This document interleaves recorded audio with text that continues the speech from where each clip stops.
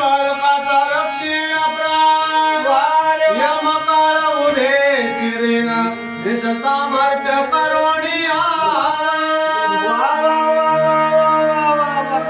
एवढं सामर्थ्य त्यांच्यामध्ये आलं मीपणाचा अर्जुनाच्या. पाचव्या दिवशी बाळ जातंय ना, मी समोर आहे तुमच्या बाळाचं रक्षण करतो म्हणून पार्थ समोर आलेले कोण अर्जुन त्या देवाच्या जवळ इकडे ब्राह्मण बसलेले श्रीकृष्ण परमात्मा सर्वांच्या हृदय आहे.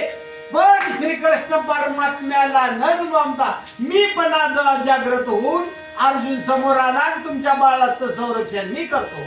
मी असता सामर्थ्यवंत काय करील यमदूत कैसा सटवेल विप्राचा सोत तो आज सत्य पाहिणा.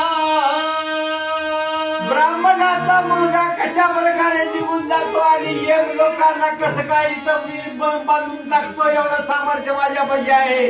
हा मी पणाला जागा झालेला तो अर्जुन समोर आला आणि काय करू लागलाय का. जरी या बाळाचा जाईल प्राण तरी मी आपली काटे भक्षीण करुणी आपण रक्षे अर्जुन समोवते. जर या बाळाचा पाचव्या दिवशी प्राण गेला तर मी अग्नी काष्ट घेईन आणि माझा प्राण देईन. हे सत्य वचन तुम्ही माना. सत्य बोले मुखे दुखवे अनिकाच्या दुखे हीच विष्णूची महापुराण अनुभव नाही तुझा. माझा अनुभव आहे हा पहा माझा अनुभव. विश्वदेव सत्यत्वे पण देवतया जवळ असे. पण अंतःकरणामध्ये गर्व आल्यामुळे अर्जुनाला मी पणाचा भाव समोर ठेवून म्हणू लागलेले मी ह्या बाळाचं संरक्षण करतो. जर मला ह्या कार्यामध्ये अपयश आलं तर अग्नी प्रवेश मी करीन. विप्राच्या ग्रहावरून तोर दृढ रचिले बाणाचे मंदिर दिव्य मंत्र जपोणी सत्वर दीप्त वंदन पार्थ परी.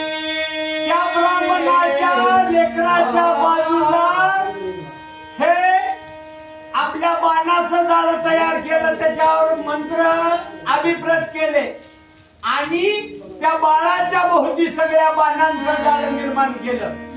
आणि त्याच्यामध्ये आता आपण राहिला घर आहे का नाही.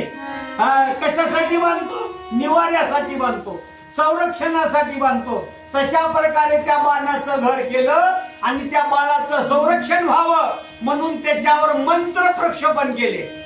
त्या मंत्रांच्या योगाने ह्या लेकरावर काहीही विलाज होऊ नये अपशकुन होऊ नये असा अर्जुनाने प्रयत्न केलेला आहे. धनुष्यासी लावून बाणाद्वारे रक्षित जे अर्जुन तो प्रवर्तला पाचवा दिन गेला प्राण बाळकाचा.